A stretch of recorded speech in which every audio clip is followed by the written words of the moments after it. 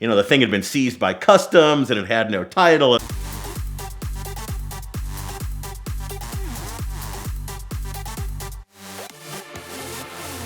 So around the 24 Hours Lemons, we have this saying, which goes like this: $500 my ass.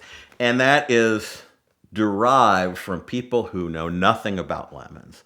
They only know that this is supposed to be a racing series for $500 cars. And they look at a bunch of the cars and they say, well, that's $500 my ass. So there's three reasons you're going to see cars out there that don't look like they're $500. And the first reason is, well, a lot of them don't look like they're $500, but they really are $500 cars. And if you look at a 15-year-old Mercedes sedan, particularly like a C-Class, if it's got two warning lights, it's totaled. It's not worth anything. And there are a lot of cars that they're rusty, or the title is messed up, or they won't pass state inspection, or the truth of the matter is just nobody wants the damn things. They really are $500 cars. That's one group.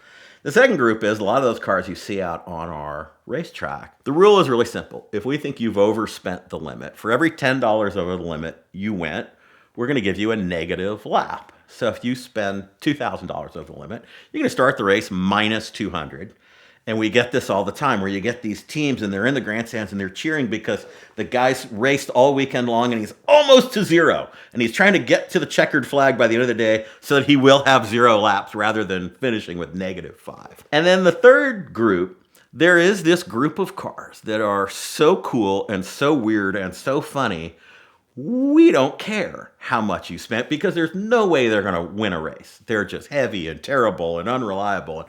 It's not going to matter to anybody who's really serious about racing.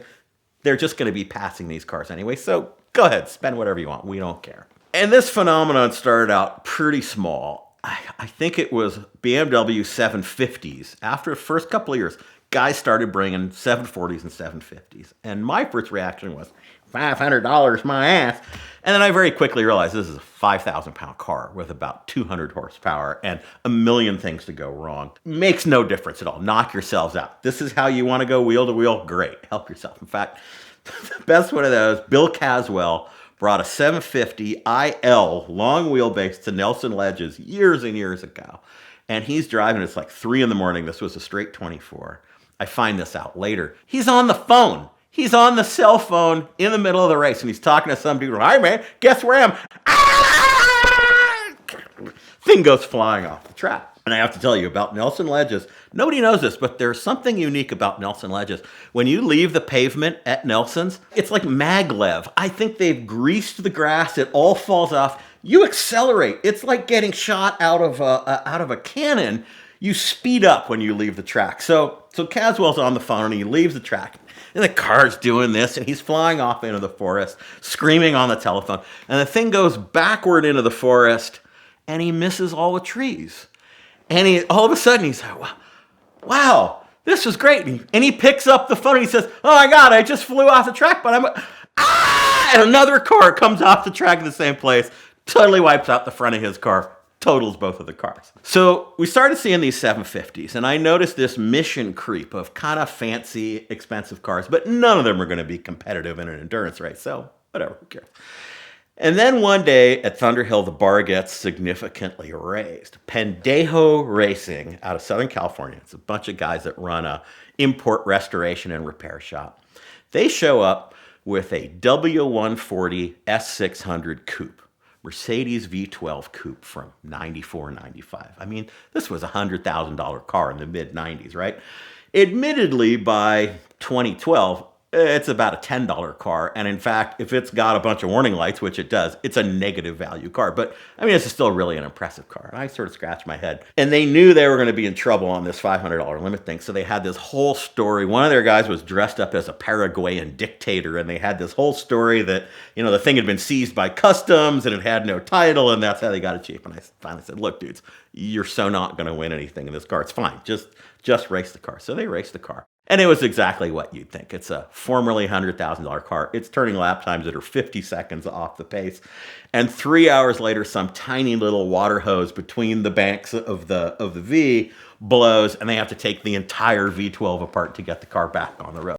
But they did it, and they put the motor back. And at the end of the weekend, the guy who runs the team came to me and he said, hey, like in the rules, it says you can claim any car, right? And I said, well, yeah, but that's just to scare people. I mean, I'm not really going to do that. He said, but could you please claim this car because it's so horrible and awful and hard to work on? Like, we don't even want to take it back. So I did, and it turned out the guy who worked for me wanted the seats for a hot rod project. So that all worked out really well. Now, those guys came back later after that experience with an XJS. They did it in a Group 44 treatment with flares. People started getting used to the idea that some of these wackadoodle cars, they're clearly more than $500. They're clearly not competitive. No one's going to care. So what happened after this Pendejo Mercedes and their Jaguar XJS follow-up car was a little bit of an arms race of these really spectacular, super eyeball, funny, weird, collectible, totally uncompetitive, but pretty expensive race cars. I think the next year NSF Racing showed up. They had a 1950 Mercedes 170S,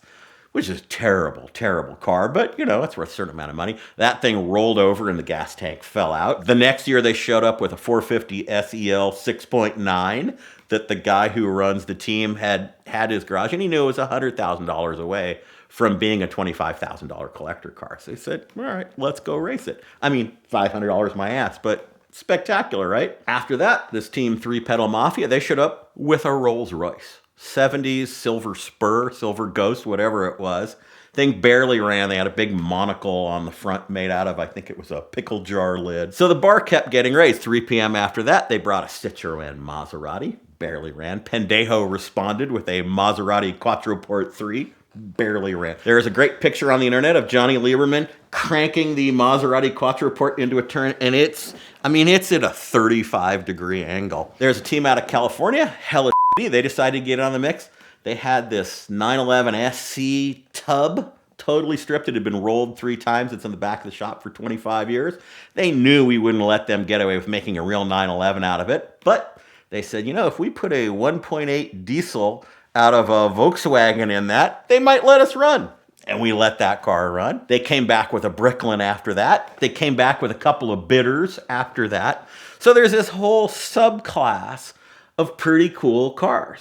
And they're getting cooler and cooler. Right now there's a 1974 Lotus Elite, the bread van one. Those were just terrible. Guy got it out of a junkyard, which is probably where it got parked 3 days after it was purchased. He put a small block V8 out of the junkyard in it, a Chevrolet 350, called it the Chotis. He's been running that car for 3 years. It'll do 2 incredibly fast laps and then shoot some component skyward. And now this trend has gotten to the point, there's this great guy in Texas, Jerry Ringel. He had this secret project that was going to blow our mind, and it was taking forever and taking forever and taking forever. And because that one wasn't ready, he went out, he bought a Fiero with an F40 body kit on it just to fill in the blanks while he was preparing his real car.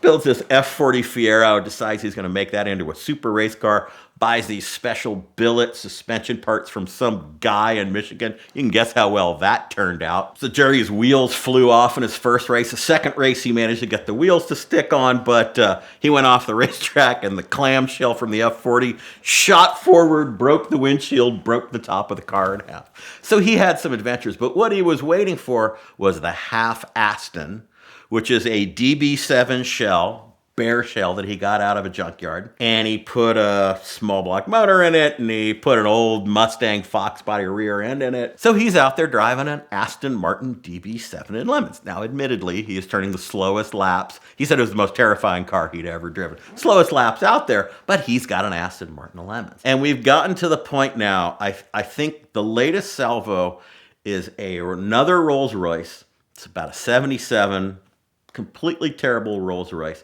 and it's run by a guy who owns Pacific Motors. Pacific Motors is an exotic car dismantler recycler.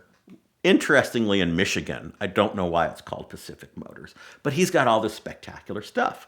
And the guy who runs it is this Eastern European named Darko, because of course it is. And Darko is awesome. He's this big, imposing guy with a big man bun. Sweetest guy you've ever met, unfortunately, because it'd be much better if he was, not a sweet guy. But he is. Darko decides he's got a Rolls-Royce shell. He's got all of these old Viper and SRT-10 motors from trucks lying around.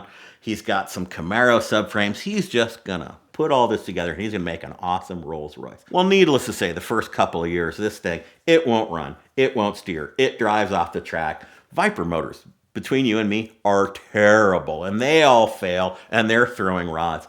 But he did finally get it together at the last race at Ginger Man. He took this Viper-powered Rolls Royce, $500 my ass, who cares? And he's drifting around the racetrack, and there's fire shooting out of side pipes on both sides, and he's got it crossed up. So this was the greatest moment of my life. And that is why, to this day, when somebody says, $500 my ass, or more likely, they're sitting in their basement at a computer screen going, $500 my ass, I just say, dude, you just don't understand what we're doing here.